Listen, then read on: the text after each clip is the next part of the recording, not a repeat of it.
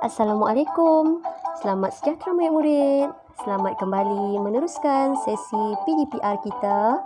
Hari ini seperti biasa, subjek kita ialah Bahasa Melayu Tahun 2. Kita masih lagi dalam unit yang sama, unit 9. Kita teruskan kemahiran tata bahasa untuk kata arah. Bersama-sama dengan Cikgu Syamimi, jom kita belajar.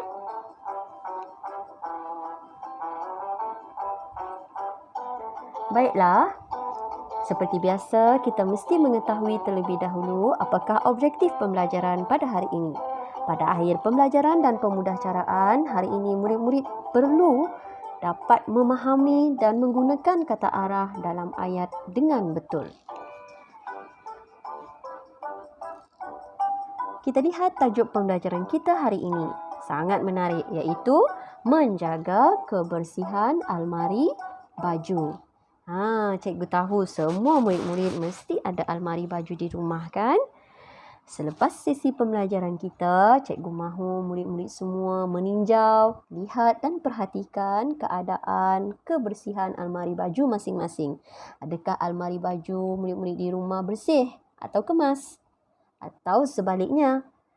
Jika sebaliknya, hujung minggu nanti, cuba murid-murid luangkan masa membersihkan almari baju masing-masing, supaya baju-baju kita tersusun dengan kemas dan tiada habuk demi kesihatan tubuh badan kita sendiri.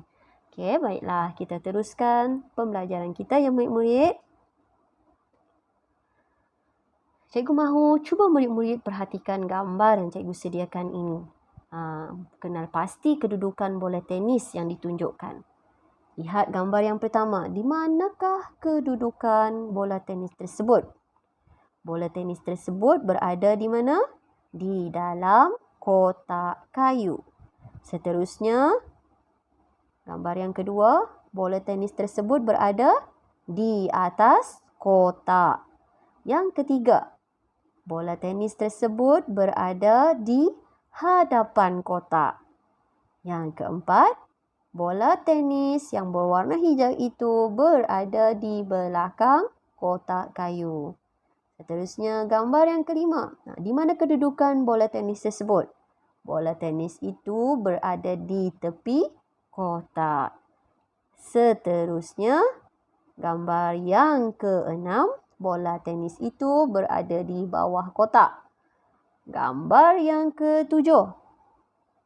Bola tenis berwarna hijau itu berada di tengah-tengah kotak. Dua kotak tu kan? Dia berada di tengah-tengah. Lihat kedudukannya. Okey, dan yang terakhir, bola tenis berwarna hijau itu berada di sebelah kotak. Jika murid-murid perasan, apa yang telah kita sebutkan tadi, ayat-ayat tersebut sebenarnya mengandungi kata arah. Antaranya dalam, atas, hadapan, belakang, tepi, bawah, tengah dan sebelah. Ini semua merupakan kata arah. Baik, kita lihat dahulu, kita berkenalan dahulu dengan kata arah. Kata arah ini sebenarnya digunakan untuk apa? Untuk menunjukkan arah, kedudukan atau hala. Contoh kata arah, seperti yang kita baru saja sebutkan tadi, antaranya hadapan, sebelah, belakang, dalam, luar, atas, bawah dan juga tepi. Baik, seterusnya.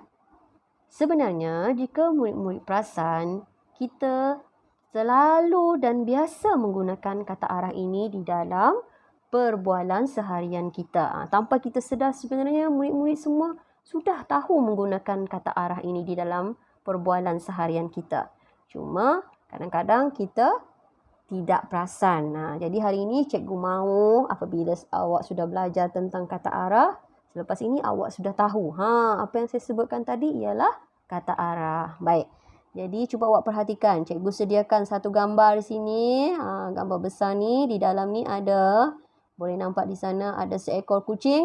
Warna apa kucing tersebut? Warna hitam. Kucing ini sedang bermain di dalam bilik. Okey. Jadi kita cuba untuk menceritakan kedudukan kucing tersebut.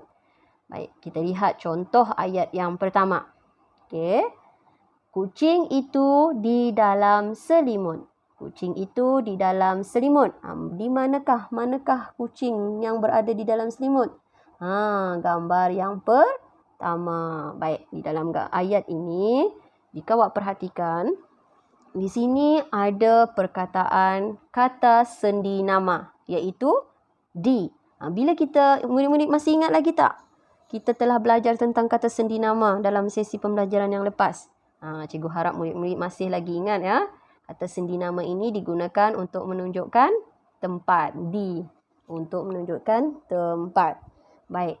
Selalunya kata arah akan digunakan bersama-sama dengan kata sendi nama. Okey. Dalam ialah kata arah. Manakala selimut pula merupakan kata nama. Di dalam ayat ini maksudnya lengkap. Ayat ini telah lengkap mengandungi kata sendi nama, kata arah dan kata nama. Jadi ayat ini membawa maksud yang sudah lengkap dan dapat kita fahami. Okey, seterusnya ayat yang kedua. Kucing hitam itu berada di atas katil. Mana gambar kucing hitam berada di atas katil? Cuba murid-murid perhatikan. Yang mana satu? Adakah gambar yang ini? Ataupun ini? Ini gambar yang ketiga. Tengok. Hai, kucing itu nyenyak tidur di atas katil. Okey. Baik, jadi cikgu mahu aktiviti yang pertama ini awak luangkan sedikit masa. Cuba murid-murid pula belajar membina ayat secara lisan sahaja. Tidak perlu rakam. Awak cuba sahaja membina ayat sendiri berpandukan gambar yang cikgu telah berikan. Cuba awak bina ayat menggunakan kata arah yang telah disediakan. Boleh sebutkan ayat tersebut di hadapan ibu bapa atau kakak, abang awak masing-masing. Minta ibu bapa awak nilai ayat yang awak buat. Betul ataupun sebaliknya. Okey, cikgu harap murid-murid boleh luangkan masa sekejap ya. Seterusnya, kita teruskan lagi untuk aktiviti yang kedua. Murid-murid cuba sediakan buku teks. Buka buku teks muka surat 59. Mari kita baca dan fahami teks ini yang bertajuk Menjaga Kebersihan Almari Baju. Kita baca dahulu, fahami, kemudian kita lengkapkan teks dengan kata arah yang sesuai. Sebelum tu, cuba kita perhatikan ada 6 buah gambar di sini yang telah disediakan. Ada budak lelaki berbaju biru. Siapa ni? Ini ialah Yahya. Yahya sedang membersihkan almari bajunya. Okey, cuba kita baca. Terdapat frasa ayat yang disediakan di sini. Gambar yang pertama, baca bersama-sama murid-murid. Di hadapan almari. Gambar yang kedua, di sebelah pintu. Gambar yang ketiga, dari dalam almari. Yang keempat, di atas katil. Bahagian bawah. Akhir sekali, bahagian luar. Baik, kita baca dengan penuh bersemangat petikan ini ya. Baca bersama-sama murid-murid. Yahya berdiri di hadapan almari bajunya. Almari itu di sebelah pintu. Dia hendak mengemas almari bajunya. Mula-mula, Yahya membuang habuk di belakang almari dengan penyapu bulu ayam. Kemudian, dia mengeluarkan semua pakaian dari dalam almarinya. Dia menyusun pakaian itu di atas katil. Katil itu letaknya di tepi almari. Apabila almari itu telah kosong, Yahya akan mengelap setiap tingkat di dalam almari. Dia mengelap dari bahagian mana? Selalunya kalau kita mahu bersihkan almari, mestilah dari bahagian atas terlebih dahulu hinggalah ke bahagian, tengok gambar yang kelima ni, bahagian bawah. Okey. Sambung lagi. Dia juga mengelap bahagian mana? Tengok gambar yang terakhir. Dia mengelap di bahagian luar almari. Okay, penutup. Apabila almarinya telah bersih, Yahya akan memasukkan pakaian ke dalam almari. Murid-murid perasan tak apabila kita membaca petikan tadi, ada beberapa perkataan yang berwarna merah. Cuba sebutkan perkataan tersebut. Hadapan, sebelah, belakang, dalam, atas, tepi, kemudian ini atas, bawah dan akhir sekali luar. Okay, kesemua perkataan yang kita baru saya sebutkan tadi tergolong di dalam kata apa? Kata arah. Rasanya semua murid-murid sudah tahu. Tahniah, dan cikgu tahu semua murid-murid sudah mahir, sudah tahu bagaimana cara menggunakan kata arah di dalam ayat dengan betul. Baiklah.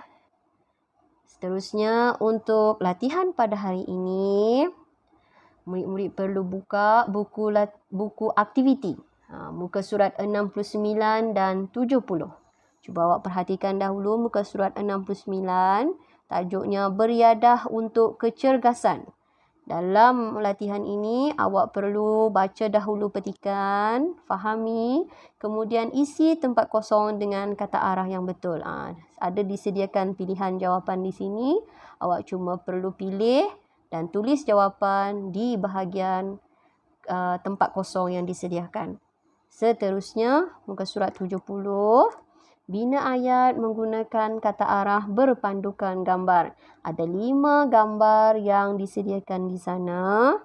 Awak perhatikan baik-baik gambar tersebut, apakah yang mereka sedang lakukan, dan baca kata arah yang telah disediakan di sana. Okay, gambar yang pertama, kata arahnya ialah kiri. Kedua, bawah. Ketiga, belakang. Keempat, sebelah. Dan yang terakhir, luar. Jadi nanti murid-murid tulislah ayat yang dibina di dalam ruang yang disediakan ini. Ingat, seperti biasa, mulakan ayat yang dibina dengan tulis huruf besar. Jika di dalam ayat kamu terdapat kata nama khas seperti nama orang, pastikan dimulakan dengan huruf besar juga. Dan kemudian di akhir ayat kamu mestilah diakhiri dengan tanda baca noktah ataupun titik.